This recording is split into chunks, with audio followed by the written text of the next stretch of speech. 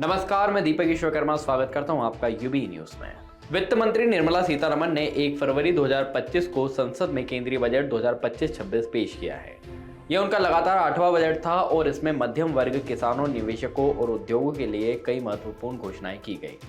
12 लाख रुपए तक की वार्षिक आय पर अब कोई आयकर नहीं लगेगा। यह नई कर व्यवस्था चुनने वालों के लिए लागू होगा। स्टैंडर्ड डिडक्शन को 75,000 रुपए तक कर दिया गया है, जिससे 12,75,000 रुपए तक की कमाई पर कोई टैक्स नहीं लगेगा।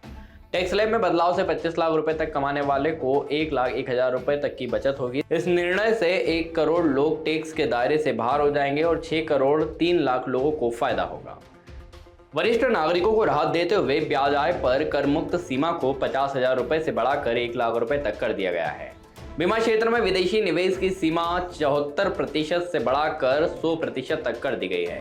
सरकार ने 60 साल पुराने आयकर कानून को बदलने और एक नया कर कानून लाने की घोषणा की है, जो पहले विश्वास करो बाद में जांच करो की नीति पर आधारित होगा।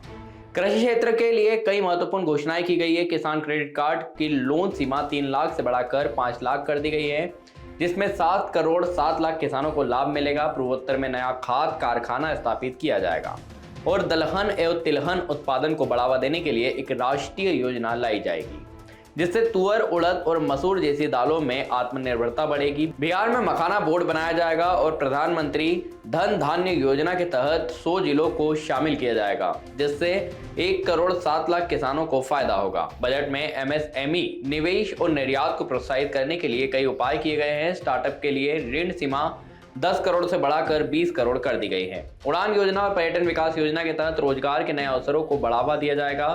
बुनियादी ढांचे के विकास पर भी सरकार का विशेष ध्यान है और पूंजीगत व्यय को 11 करोड़ 21 लाख रुपए तक किया जाएगा। इलेक्ट्रॉनिक और ऑटोमोबाइल सेक्टर को बढ़ावा देने के लिए एलसीडी और एलईडी पर 2.5% ड्यूटी हटा दी गई है, जिससे फोन, लैपटॉप और टैबलेट सस्ते होंगे। लिथियम बैटरी पर कर में छूट मिलने से इलेक्ट्रिक वाहन, मोबाइल फोन और अन्य इलेक्ट्रॉनिक्स उत्पादन सस्ते होंगे। PCBA ports, camera module, microphone, USB cable, fingerprint reader और मोबाइल सेंसर पर कस्टम ड्यूटी समाप्त कर दी गई है। स्वास्थ्य क्षेत्र को मजबूत करने के लिए हर जिला अस्पताल में कैंसर डे केयर सेंटर स्थापित किए जाएंगे। 36 कैंसर और जीवन रक्षक दवाओं को कर मुक्त किया जाएगा, जबकि 6 महत्वपूर्ण दवाओं पर कर घटाकर 5% कर दिया गया है।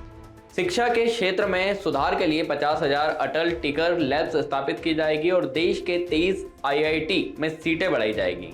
आर्टिफिशियल इंटेलिजेंस की शिक्षा के लिए 500 करोड़ रुपए आवंटित किए गए हैं। मेडिकल शिक्षा में सुधार के लिए 10,000 नई सीटें जोड़ी जाएगी और अगले 5 वर्षों में 75,000 सीटों तक विस्तार किया जाएगा।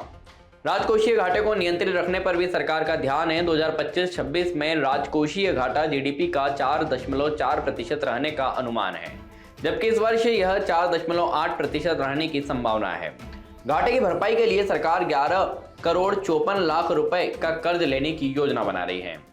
यह बजट उपभोग और निवेश को बढ़ाने, रोजगार सृजन और आर्थिक विकास को गति देने के लिए बनाया गया है। कर सुधारों, डिजिटल इंडिया, कृषि क्षेत्र में बदलाव, एमएसएमई को समर्थन और स्वास्थ्य एवं शिक्षा क्षेत्र में निवेश के जरिए सरकार भारत को 2047 तक विकसित राष्ट्र बनाने की दिशा में आगे बढ़ा रही है।